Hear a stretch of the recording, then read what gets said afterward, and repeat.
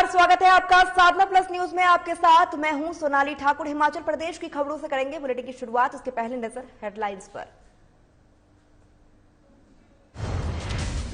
स्वर्ण आयोग के गठन की मांग जारी। क्षेत्रीय संगठन ने विधानसभा में शुरू की पदयात्रा, साथ ही निकाली गई एट्रोसिटी एक्ट की शव यात्रा। स्वर्ण आयोग को लेकर टकराव, दलित और स्वर्ण समाज के लोगों में हो रहा टकराव। भीम आर्मी के साथ अन्य दलित संगठनों ने किया प्रदर्शन। विधानसभा चुनाव में आप आजमा रही किस्मत, आम आदमी पार्टी का दावा। कांग्रेस और बीजेपी के बड़े नेता होंगे पार्टी में शामिल।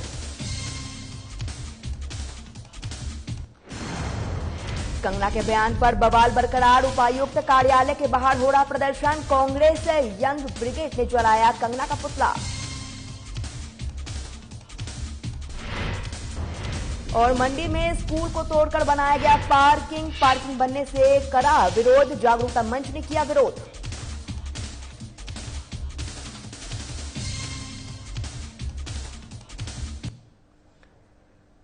चलिए बुलेटिन शुरुआत करते हैं। प्रदेश में बीजेपी की हार की समीक्षा को लेकर चंडीगढ़ में प्रस्तावित बैठक रद्द होने पर सीएम जयराम ठाकुर ने बताया है कि बड़े नेताओं की काम में बिजी होने के चलते आखिरी वक्त में इस बैठक को टाला गया है और जल्द ही दोबारा समय को बड़े नेता बैठक करेंगे।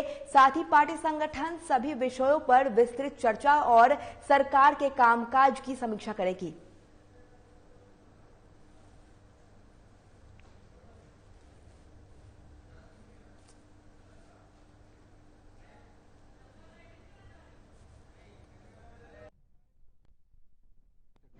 तो नहीं थी अधिकृत रूप से। ऐसा है कि पार्टी के कुछ वरिष्ठ नेताओं के साथ बातचीत करके बैठना था, लेकिन व्यस्तता में कुछ और चीजें बीच में आ गई, जिसके कारण ये बैठक फिलहाल स्थगित की गई। कब तक होनी है सर? आने वाले समय में जब हमारे सीनियर लोग फ्री हो पाएंगे अपने शेड्यूल से। कांग्रेस की तरफ से एक आरोप लगाया जा रहा है कांग्रेस विधायक विक्रम गुप्ता की तरफ से कि लवी फेयर नहीं करवाया गया है सरकार की तरफ से और इसमें जो है भेदभाव हुआ है, जो कि रेणुका मेला करवाया गया। उनको इस बात को समझना चाहिए, हर बात को राजनीति से जोड़ना उचित नहीं है।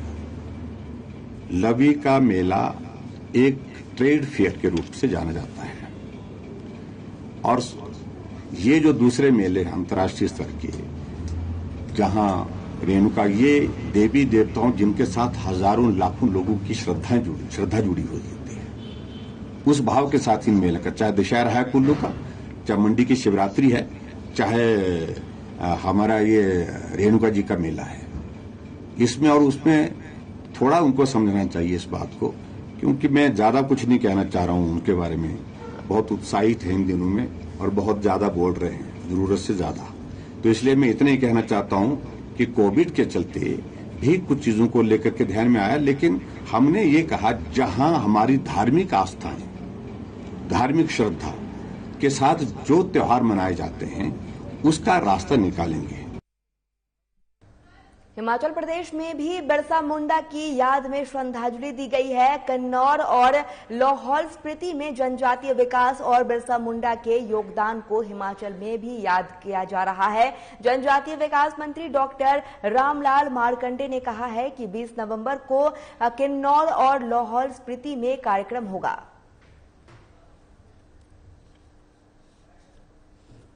मैं सर्वप्रथम भारत के प्रधानमंत्री आदरणीय नरेंद्र भाई मोदी जी का धन्यवाद करना चाहूंगा, जिन्होंने एक जनजातीय इलाके के व्यक्ति भगवान बिरसा मुंडा जी के नाम से ये सप्ताह जो है उनके नाम से मनाने का, पूरे हिंदुस्तान के अंदर सप्ताह मनाने का विषय किया है। और हम 20 तारीख को किन्नौर में और 20 तारीख को लाहौर में भगवान बिरसा मुंडा के नाम से जो है सप्ताह मनाने जा रहे हैं।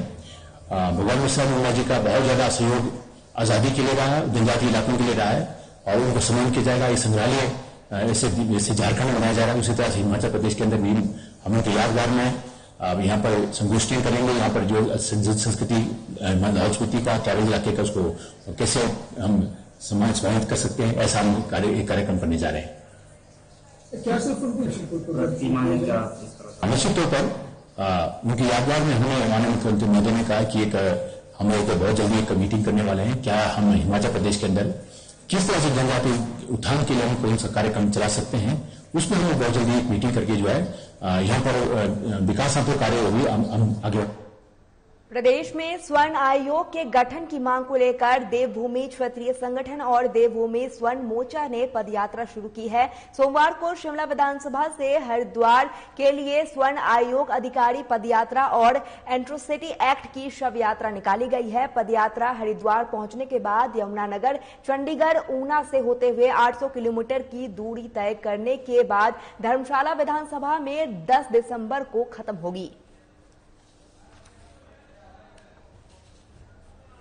ने मीडिया के माध्यम से, अन्य साधनों के माध्यम से हमने इस हिमाचल प्रदेश में ये बात रखी कि 15 नवंबर से इस हिमाचल प्रदेश में देवभूमि क्षेत्रीय संगठन देवभूमि स्वर्ण मोर्चा द्वारा इस हिमाचल प्रदेश में पहली बार एक 800 किलोमीटर की आज तक की सबसे बड़ी पदयात्रा का शुभारंभ किया जाने वाला है और जो पदयात्रा पूरे 800 किलोमीटर नंगे पांव की जाने वाली है। ये पदयात्रा आज इस विधानसभा के इस लोकतंत्र के मंदिर विधानसभा से हम लोग शुरू करने वाले हैं और इस यात्रा का नाम है स्वर्ण समाज अधिकार पद यात्रा। दूसरी बात कि जिस प्रकार से जातिगत आरक्षण, एट्रोसिटी, SC/ST एक्ट से आज हमारा इस देश का जो स्वर्ण समाज का युवा है आज वो प्रताड़ित है। आज एट्रोसिटी, SC/ST एक्ट में ना जाने हमारे कितने परिवार आज झूठे केसों की सजा भुगत रहे हैं। आज इस हिमाचल प्रदेश की सरकारों द्वारा, देश की सरकारों द्वारा एट्रोसिटी, SC/ST एक्ट को एक ऐसा कानून बना दिया गया जिस तरीके से जैसे कोई तालिबानी फतवा जारी किया जाने वाला हो। स्वर्ण समाज के लोगों के द्वारा जनजातिगत आपको बता दें कि आरक्षण को खत्म करने और अन्य मुद्दों को लेकर लगातार मांग उठाई जा रही है। इसको लेकर स्वर्ण समाज ने आज शिमला से स्वर्ण समाज के लोगों के हितों को दबाने वाले कानूनों की शव यात्रा निकाली है। जो बेहद ही शर्मनाक घटना हिमाचल प्रदेश में शिमला के अंदर जो घटी है, बेहद ही अपमानजनक घटना घटी है और संविधान आरक्षण का जनाजा जो है इन्होंने स्वर्ण आयोग की मांग करने वालों ने जो है यहां से निकाला गया है कनेडी चौक से।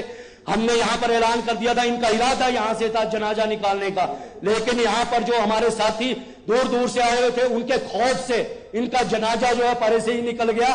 और हम आज अभी DC साहब से मिलने जा रहे हैं और अगर अभी संतोषजनक कार्रवाई उनके ऊपर नहीं होती है, उनके ऊपर दिल्ली, पंजाब, उत्तराखंड के बाद हिमाचल प्रदेश में भी विधानसभा चुनावों में आम आदमी पार्टी किस्मत आजमाने जा रही है। इसके लिए पार्टी प्रदेश में संगठन को मजबूत बनाने में जुटी हुई है। आम आदमी पार्टी के प्रभारी रितनेश गुप्ता ने कांग्रेस और बीजेपी के बड़े नेताओं को जल्द पार्टी में शामिल होने का दावा किया है। शिमला में पत्रकारों से बातचीत करते हुए रितनेश गुप्ता ने ये बात कही है। जो कि इस समय जो अभी उपचुनाव हुए उसमें जनता ने एक करारा जवाब दिया है। मैं ये नहीं कहूंगा कि कांग्रेस जीती है, बीजेपी हारी है, क्योंकि लोगों के पास कोई दूसरा विकल्प नहीं था। तो लोगों ने बीजेपी को हराने के लिए और सबक सिखाने के लिए उन लोगों ने कांग्रेस को वोट दिया। अगर कोई तीसरा विकल्प होता तो लोग पक्का था कि वो तीसरे विकल्प को देते, क्योंकि आज से 3.5 साल पहले इसी कांग्रेस को लोगों ने जो है हरा के सत्ता से बाहर किया था। आम आदमी पार्टी अपने संगठन के ऊपर काम कर रही है और 68 विधानसभाओं में हमारा संगठन बन चुका है। 16 विंग हमारे जो हैं वो लॉन्च हो चुके हैं। आम आदमी पार्टी तीसरा और ओनली विकल्प बन के हिमाचल प्रदेश में जनता के बीच में आ गई है।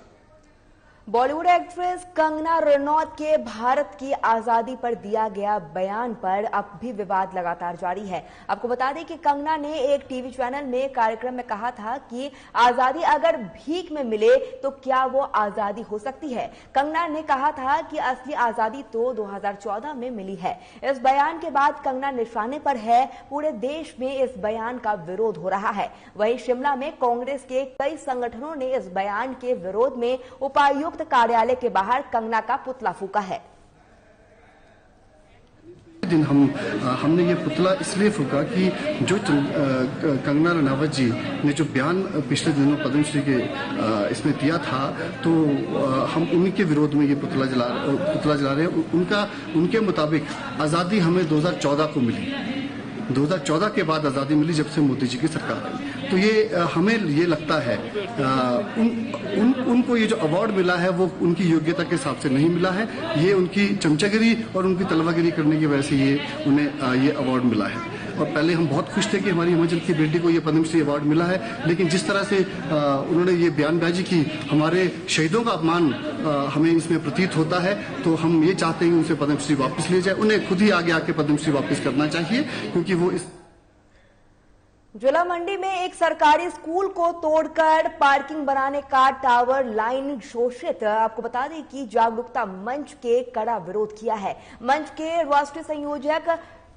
रजनीश शर्मा ने शिमला में पत्रकारों को संबोधित करते हुए कहा है कि सरकार स्कूल की जगह पार्किंग बना रही है और इस दौरान अगर सरकार स्कूल के स्थान पर पार्किंग बनाती है तो इस फैसले पर सरकार को गंभीर परिणाम भुगतना पड़ेगा।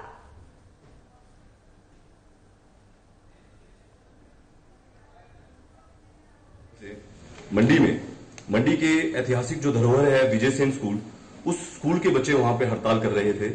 वो अपने संवैधानिक अधिकारों के लिए अपने स्कूल के बाहर बैठकर अपनी सरकार से, अपने कानून से अपने स्कूल को बचाने की, जायज संवैधानिक अधिकारों को बचाने की मांग को वहां पे क्या कर रहे थे। मैं वहां से गुजरा, मैंने उनकी बात सुनी और मैं उनकी बात सुनने के लिए, उनके छोटे छोटे बच्चों की मदद करने के लिए मैं, क्योंकि हमारे कानून में जो संविधान की जो रक्षा है, संविधान की रक्षा करने के लिए बाल अधिकारों के संरक्षण हेतु बहुत से विभाग जो है, सरकारी जो संस्थाएं हैं वो बनी हुई हैं, लेकिन बावजूद वो मदद को नहीं आई। मैंने अधिवक्ता के तौर पर वहां पे मैं रुका, लेकिन वहां पर पुलिस विभाग, मंडी के पूरे पुलिस प्रशासन ने पुलिस प्रशासन को वहां बेचकर, जिसके वहां स्कूल कैंपस में भेजा। वर्दी में कोई भी पुलिस जो है वो स्कूल में नहीं जा सकती, लेकिन गई। उनके सारे फोटोज हमने माननीय न्यायालय को, उच्च न्यायालय को हमने शिकायतों के रूप में वहां से भेजे। उन सब फोटो के आधार पर बहुत से हिमाचल प्रदेश की अखबारों ने, जो ईमानदार और निर्भीक और निष्पक्ष जो पत्रकार हैं, उन्होंने उन खबरों को अपनी अखबारों में एक एक के कॉलम में कहीं ना कहीं छोटे तरीके से कवर किया। चलिए, हिमाचल प्रदेश की खबरों में फिलहाल इतना ही। साधना प्लस न्यूज पर खबरों का सिलसिला लगातार रहेगा जारी। नमस्कार।